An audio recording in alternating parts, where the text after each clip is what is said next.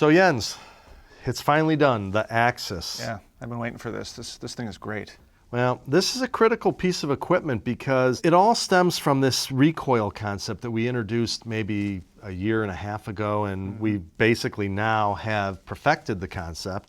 And it's like we needed an EVF mount, but it's much more than an EVF mount. Yeah.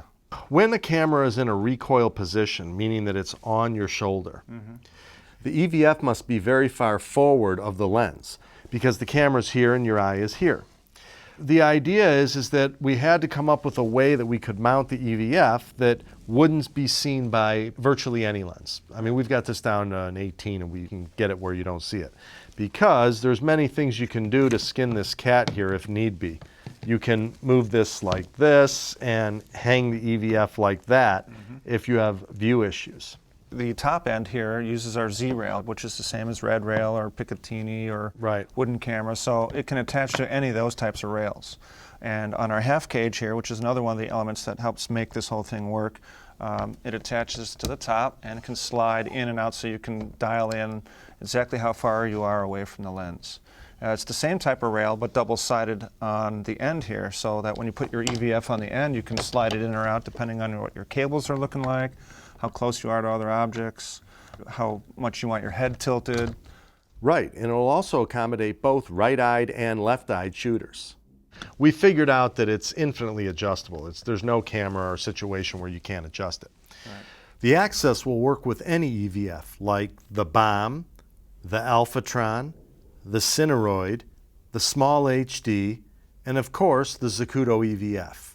So you have these two double dog bones, which allow you to essentially create a very long distance, both forward and aft. So the thinking is, you may need to be able to get your EVF this far forward, and you may, in other situations, want to get it all the way back. So like if you're on a tripod and you want essentially an eyepiece leveler, this can do that for you when you're on a tripod or a dolly. Now in the future, we're actually going to have a mount on here that gives you a tripod leveling system that we're working out for 5 of the most popular tripods. And what I love about this is its range. I mean, this has got the longest range of any EVF mount that I know of. The Axis, in its collapsed or smallest usable mode, is smaller than others. And in its elongated mode, it has infinite greater range and ability to intuitively get it exactly where you need it by just pulling it versus other products. And those products don't have the capacity to operate the EVF in tripod, dolly, high, or low modes.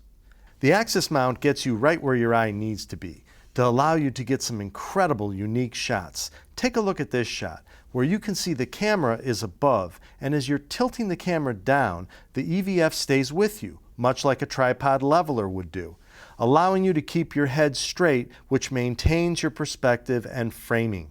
It also ended up being lighter too, as I recall. Yeah, it's quite a bit lighter. It really weighs nothing. I mean, the key is in these joints, and what's great about what you got going in these joints now is that they're essentially like little fluid heads in there, and you can really get some beautiful, nice, stiff movement in there.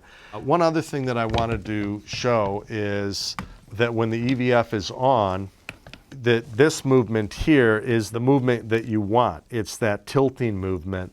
People have asked, well, why can't I just use my Magic arm or my Zacuto arm? But the big drawback with that is that there's one release and then everything gets soft, which means you need 2 hands to make any adjustments.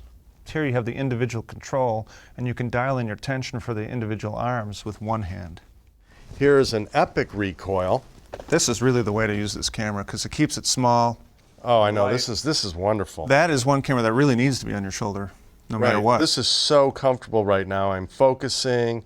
I can hold this thing super still. And you can get this bomb in more places than their arms can do. Right. And it's more stable. Yeah, I mean, this feels great. This feels actually much nicer.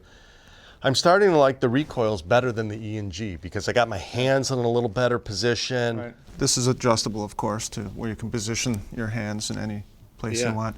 Now, the C300 and the C500 and C100, they're all very similar body, kind of a block like that. And so the recoils for that works the same. This really, really makes this camera shine. So here it is. This is the Axis. It's been 9 months again in the process. How about that? But we got it the way we want it, and I think this is going to be you're going to see this on every camera. It's one of my favorite pieces.